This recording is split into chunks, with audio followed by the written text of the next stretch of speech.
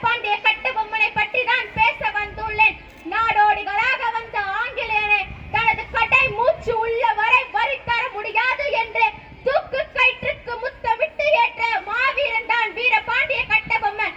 1706ஆம் ஆண்டு ஜனவரி 3ஆம் தேதி தூத்துக்குடி மாவட்டத்தில் உள்ள பாஞ்சாலக்குறிச்சி என்னும் ஊரில் ஜெகவீர பாண்டியன் ஆறுமுகத்தம்மா என்னும் தம்பதிக்கு மகனாக பிறந்தார். வீர திருமகன் வீரபாண்டிய கட்டபொம்மன் வீரத்தின் விளைநிலம், பாரதத்தின் பெரும் பலம், பாளையக்கார மன்னனவன், பாஞ்சாலக்குறிச்சி சிங்கமவன், தோல் நிமிர்ந்து நின்று ஆங்கிலேயனை தொட நடுங்க வைத்தவன், வாளெடுத்து வீரம் முறித்த அடிமைத்தனம் எதிர்த்தவன், வஞ்சனையால் வீழ்த்தப்பட்ட நெஞ்சுறுதி மிக்கவன், விஞ்சம் வீரத்திற்கு நினைவு கூறத்தக்கவன், தன் மானம் காத்து தூக்கு கயிற்றுக்கு முத்தமிட்டு ஏற்றவன், இன்று நம் நினைவில் நீங்கா இடம் பெற்ற கொற்றவன் ஜாக்சன் துரையை எதிர்த்து வீரபாண்டிய கட்டபொம்மன் பேசிய வசனம் நம் மனதில் நீங்கா இடம் பெற்றுள்ளது.